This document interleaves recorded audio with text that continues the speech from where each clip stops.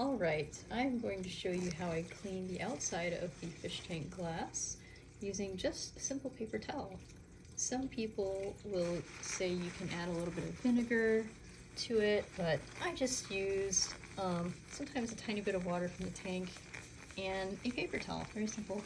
And I'll do it after I either clean the tank or in this case just fed the fish, because there's usually just a little bit of water on the outside of the tank that kind of helps it get real clear. And I'll just add a little bit of elbow grease here where there's spots of like salt water that kind of came out and dried.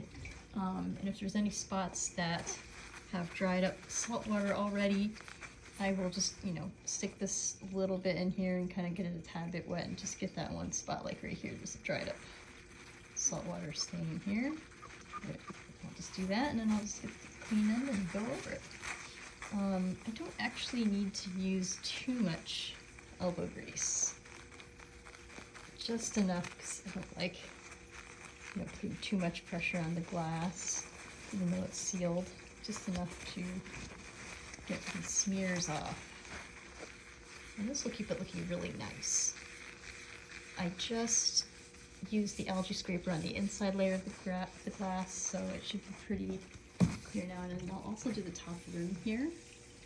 That also gives a little bit of water here to the side that I'm drying the tank with on the outside. And I'll just go all around, like I said, looking for any of those smears or dried up salt parts of salt water. And then when I'm finished with the outside, I will do the inside rims. And I just like it to look nice. There's usually, you can see here, just a little bit of stuff that just comes up from the water. It will condensate on the top of the glass, top of the tank, and drip down during the day, so this will keep the saltwater smears from drying up on here and just kind of looking yucky.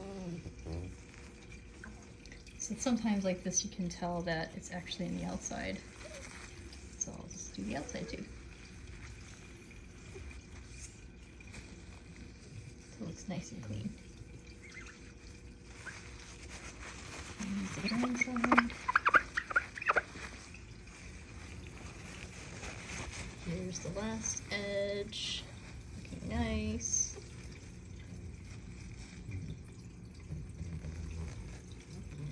Sorry for the handheld motion going on here. Then I will use this to do the lid.